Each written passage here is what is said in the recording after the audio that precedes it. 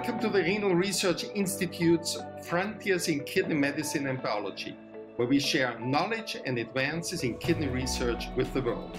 In this episode, we talk with Dr. Edwina Brown, consultant nephrologist at the Imperial College Renal and Transplant Centre, Hammersmith Hospital in London, UK. She is a professor of renal medicine at the Imperial College in London. Dr. Brown is also president of the International Society of Peritoneal Dialysis.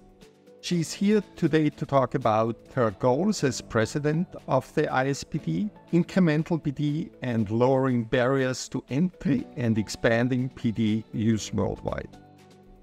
Edwina, thank you so much for joining us today. Thank you for inviting me. What are your goals as president of the International Society of Peritoneal Dialysis? Well, it's really twofold. One, to make the society much more inclusive. Peritoneal dialysis is done predominantly by nurses, but the membership of the society is predominantly doctors. So one of my main goals has been to get much more nurse involvement. And I've done that partly by making sure that nurses get promoted to being deputy chairs of committees. With time, that means that they will become chairs of a committee and they'll get to sit on council. So we've already got more nurse members on council than when I took over. And who knows, if they're on council, hopefully in the not too distant future, they'll get onto the executive and become the president of ISPD. There's no reason why they shouldn't. However, not all nurses are research orientated, wanting to be, high-flying professional individuals. A lot of them, particularly in lower income countries, are much more down to earth, doing the practical things, and quite honestly cannot afford the cost of being a member of ISPD, which is tied to receiving and being able to access the Society Journal, Peritoneal Dialysis International. So we are creating an associate membership. We're just finalising the document at the moment at a sort of really very low rate of $10 to $15. We haven't completely decided what, which will give them, reduced rates for membership for accessing newsletters, website, coming to meetings, etc. So really creating a club that everybody involved in peritoneal dialysis can join. So that's been one of my main goals, and we're certainly getting there. The other goal is to decrease the inequity that exists for peritoneal dialysis, both in high-income and low-income countries. There are many reasons for that. We can explore that later in our chat. But the barriers to peritoneal dialysis are well described, and predominantly by the KDIGO Controversies Conference, which was held a couple of years ago and has just been published. So it's really implementation that's important. And to that end, I've formed something called the International Home Dialysis Consortium, joint with the ISN, which is going to focus on really increasing access to home dialysis, so both PD and home hemo globally. The inclusiveness and the extension of access to the content that ISPD provides is really fundamentally important. It's just a recognition also of the fundamentally important role that nurses play in our care for PD patients, and also that your plans are to make PDI, Peritoneal Dialysis International, more accessible, especially also to colleagues from low and low middle income countries. I think that's a really important step forward to make sure that these colleagues are connected to developments that are ongoing. Where do you think, Edwina, actually the greatest knowledge gaps and the greatest research gaps in the field of PD? The biggest gap is how do you assess the quality of peritoneal dialysis? the ISPD produced its clinical recommendations after a lot of deliberation with a sort of global group. In 2020 it was published. And we really tried to get away from a rigid, small solute measure of quality of peritoneal dialysis, and to really thinking about the person's well-being, how they cope with dialysis, and how they live their lives. And that is really hard to deliver, hard to assess. It's certainly not related to small solutes, and it's partly dictated by burden of dialysis, as well as whatever we're removing during dialysis. And that principle has been accepted by most countries. In the US, there's still the problem of having to use KT/V as a measure of success of peritoneal dialysis, and that results in really high burden of dialysis with unrealistically heavy prescriptions for patients to achieve this magic number. The other thing that we really need to work out how to do is how do you assess the quality of a unit? So what I've been talking about is at the individual level, but you've also got to think about how do units function? How do you deliver peritoneal dialysis? What's the measure of quality? Is it the number of patients? Is it a ratio of nurses to patients? Is it infection rates? Again, we're not good at doing that. And that is something that needs much more focus. You really call out the assessment of the adequacy of peritoneal dialysis. This is particularly important when one starts thinking about the concept of incremental peritoneal dialysis, right? What's your thinking about incremental dialysis and specifically also the assessment of these decision points when to change a dialysis prescription? So I think incremental dialysis, and the same goes for hero, except they're way behind thinking of PD, is really personalized prescription of dialysis. So you look at the whole person. They're not starting dialysis and their kidney function disappear the day they start dialysis. So why start them on a huge dose that they don't need? That is not only expensive, so deleterious to the healthcare system, but it's also a huge burden for the person. And I think we need to put ourselves in the shoes of somebody starting on dialysis much more than we do. I mean, we're all used to seeing people doing 4 exchanges a day on a machine every night, doing 3 times a week hemo, and we just accept that as normal. But from the individual viewpoint, you're going from Peter sitting there in a chair, leading a normal life, albeit with a GFR of 8 or something, and not feeling 100%, but you're not at death's door, and you suddenly go wham into that dark tunnel and have to do things that are just frightening.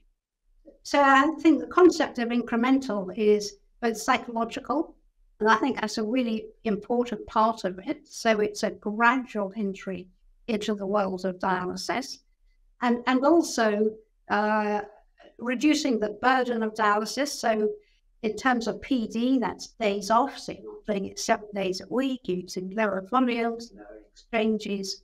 And then, of course, the crunch becomes, how do you assess when you need to start increasing it? I think the first thing is that the person needs to know that it is going to be increased. So it doesn't come as a huge surprise. Because that's not fair to the individual for a start, and you may well just meet resistance if they, when you tell them the first time. So alert them, and then the ISPD recommendations actually are very clear that the decision to increase dialysis is not based on a single factor. It's based on how the person is, along with their biochemistry, any measures of small solute clearance, volume status, nutritional status, etc. So it's not a quick decision. Because somebody can tell you they feel fine just because they don't want to increase the amount of dialysis they do. But if you can look and say, but I can see that your creatinine is going up, you're losing residual kidney function, it becomes a conversation. And then a conversation about how you're going to increase it. Again, you don't need to go round from 2 exchanges 6 days a week to 4 exchanges. You can do it gradually and fit it into the person's lifestyle. It's a profoundly clinical decision that's supplemented by certain lab parameters, but it's really, in your mind, it's the clinical situation of the patient, also the social situation of the patient that's will inform these decision points, right? Yes. Yeah. And it was very interesting what you said a minute ago, to go from 2 exchanges in 6 days to a larger number of exchanges. So are you saying that incremental dialysis could be something like, I don't know, having a day off from PD? Definitely. Yes. Yeah. Mm-hmm. Patients take days off anyway. And it's much better to say, okay, of course you can take a day off, but it's discretion. No, you don't have to do it on this, but you know about it, so it's factored in. So both sides know about the day off, and you know, none of us want to work 7 days a week, so why not expect anybody to do dialysis 7 days a week? And I think the point you're making is really to have this sort of honesty and transparency between the patient and the caregiver. And you also indicate something that's very important. I think that it's made clear from the time when PD is initiated that there will be changes along the way, so that the patient isn't really surprised by those, right? Yeah, very important. Do you think, Edwina, that an incremental dialysis approach lowers the threshold for patients to accept dialysis, so will eventually result in a larger number of patients going on dialysis? Definitely. That's my personal experience. I mean, I run an advanced kidney care clinic as well as doing peritoneal dialysis. And you know, when you talk to people, sometimes they're put off the thought of doing PD because having to do it every day, because that's what they've read somewhere, or having to be on a machine at night. They don't want to do that either. So, you know, being able to start them on low exchange CAPD 5 nights a week, for example, really increases the number of people who are willing to do PD. It's also less boxes of supplies, because again, another reason people turn down PD is because they say they don't have space for the supplies. So if you give them a lower prescription, it's lower number of boxes, and so easier to store. And then as you increase the prescription, you know, they've got used to having boxes in their accommodation. They've probably tidied it up a bit and found a little bit more space, and it becomes less of an issue. Yeah, so I think these are very, very good points. So we discussed on the dialysis initiation, this incremental pathway that where you strongly believe that this is a good approach. Now, there is also, I mean, towards the end of the PD journey, there is also some discussions about decremental dialysis, where actually the dialysis dose is or frequency is reduced. What are your thoughts about that? Well, that's a key part, particularly with older, more frail people when they're starting on dialysis, is to start having realistic conversations about planning for the end. We run a program for older, more frail people of just 2 exchanges, anything from 5 to 7 days a week, depending on film status and blood results. We never plan to go more than 2 exchanges because we're running an assisted program. And we don't measure clearances, we don't measure PET tests. But built into that is a conversation about, do you feel better? Do you see any benefit from being on dialysis, on PD? Is it a burden? Does it upset you? Do you have side effects? And that we'll have conversations about benefits and burdens and whether you want to continue or not. I find that most people on this program continue at 3 months. I tell them at the beginning, we'll have this conversation at 3 months because they feel better. But then you get those, who've been on PD for some time, they're coming towards the end. And then it's a conversation about things are not going well at the moment. Have you thought about ceilings of care? Is it important to give them permission that they can think about stopping dialysis? Actually, I find that you get less people wanting to stop PD because they're at home and it becomes part of their life and it's not causing them any problems. You are practicing this decremental approach in a specific program, and you say that's a good experience with it. What does the pathway from dialytic therapy to palliative therapy without dialysis look like in your institution? I know you give a number of talks about this. You, I believe, publish about this. But can you just provide some insights about your approach? I do what I call an annual review.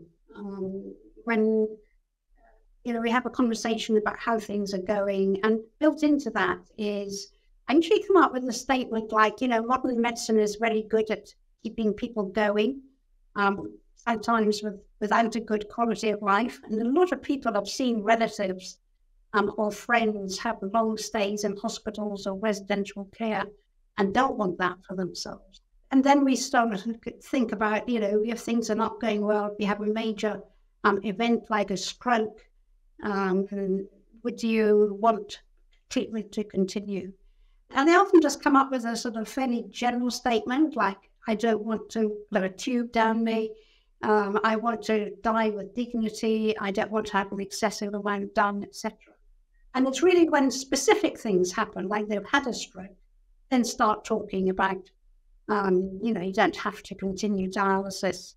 Junior colleagues tell me that when my patients come onto the wards after a major event, they find it much easier to have the conversations about potentially stopping dialysis, ceilings of care, much easier because they've already had the initial conversations with me in the clinic, so they've already thought about it. We're coming more towards the end of the PD journey. Now, let me come back again to the very beginning. I learned from you that when that PD is initiated, there seems to be a cohort of patients, a group of patients that swiftly improves clinically, others that don't change at all, and others that just improve very slowly and gradually. I think that shows we're measuring the wrong thing. It's not small solutes. We know we remove larger molecules on PD because of the nature of the peritoneal membrane, but we're not measuring them. And we need to start thinking much more about what those are. Can we do fingerprints? Can we predict who is going to do better? Are these eventually going to become a way of monitoring patients? I don't know. But it really shows how important it is to actually talk to your patients and not just come up with a routine prescription dependent on some arbitrary measure. I think this is a fascinating observation you have made. Now, when we discussed your goals as a president of the ISPD, you also mentioned that you would want to, increase the utilization of PD in low and lower middle income countries. Edwina, what do you think are most promising strategies to that end? And I know you have an upcoming conference, I believe, in Senegal. That's right. So I've been working closely with the nephrologists in Senegal, where they've got a small PD program, trying to identify why it's not growing and what we can do help it grow. So a lot of it is education, identifying people who are keen and enthusiastic, giving them confidence so that they become the future PD leaders in their country, and for broader across Africa. We're doing this in partnership with industry, because we can't do this on our own. And Baxter were already delivering PD fluid. But one of the things we discovered, for example, was that apparently nobody was ordering the fluid.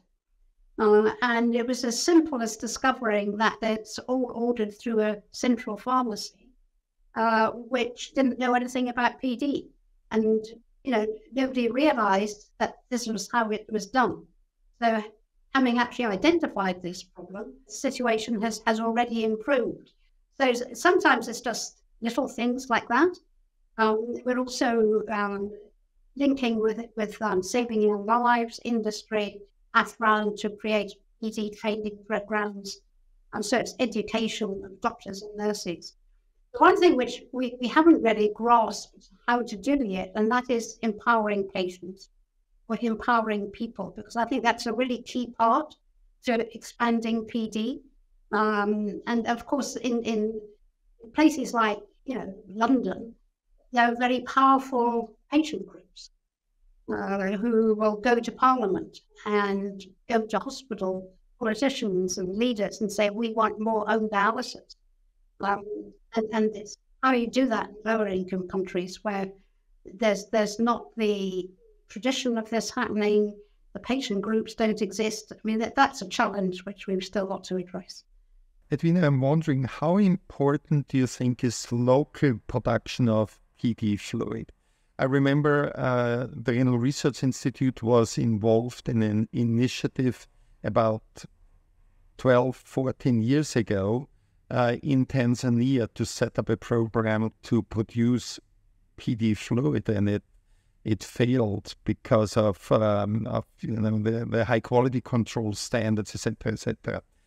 So do you think that local production of PD fluid is fundamentally important, or is it really also to make sure that if that's not an option, that really securing transportation, making sure that there are no fees collected along the way that increase the costs for PD fluid, would this be the strategy, or a mixture of both? It's possibly a mixture. It's security of delivery of affordable, high-quality PD fluid is really the important issue.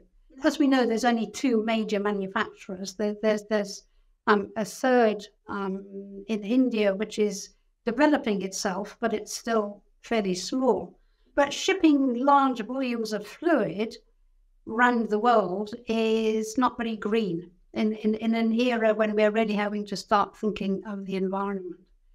So is it going to be possible, as already happens in South Africa, for concentrate and the plastic bags to be sent out, and then purified water being added in a local factory? So that would be potentially greener. There has been a project from the George Institute of producing in low volumes, but in multiple places, high quality fluid, but nothing's happened from that project. And speaking to one or two of the people involved, it seems to be the plastic that's the issue. The one thing which we should not be doing is thinking of ad hoc manufacture of PD fluid, which does happen in some countries, with really quite high infection rates and disastrous results. And that would be completely the wrong thing to do, because it would just give PD a bad name, because everybody gets infected or high rates of infection. So I think that's definitely the wrong thing to do. So given that it's going to take years for any company to get a factory up and running in a local place, and they're not going to do that until there's a reasonable demand, I think we're stuck with delivery of fluid from the major companies. But perhaps, hopefully, with more of a mixed economy, with water being added to concentrate into high quality plastic bags, rather than shipping litres and litres of heavy fluid across the world. Certainly a very, very complex problem. Yeah. No doubt about that. So, Edwina, this conversation, which I profoundly enjoy, is coming to an end. Is there something you would want to share with our audience? Just to remember dialysis at home. It empowers the individual. 60% of people will choose dialysis at home. And if you ask doctors, and that's been done at many conferences, what they would want themselves, they would choose dialysis at home. But yet we don't do this for our patients. And we really need to think, why is there this mismatch? And what are we going to do about it? Thank you so much. I think this was a very important closing statement. I really thank you, Edwina, for carving time out of your very, very busy schedule for this conversation. And I'm looking forward to future interactions with you. Thanks a lot. Absolutely. Thank you. Thank you for inviting me.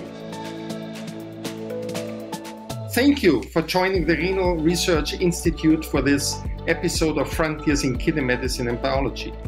We invite you to engage with us on our social media channels and look forward to seeing you again soon for the next episode of Frontiers in Kidney Medicine and Biology.